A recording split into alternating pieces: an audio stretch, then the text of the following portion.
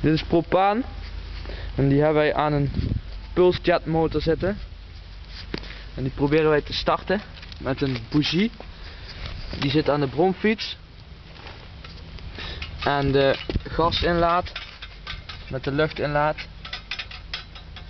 die zit bovenop. En die gaat naar de propaanfles.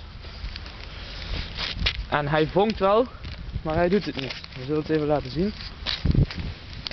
Er laatst de perslucht bij.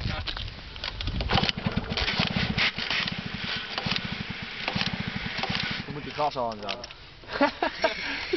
Ja.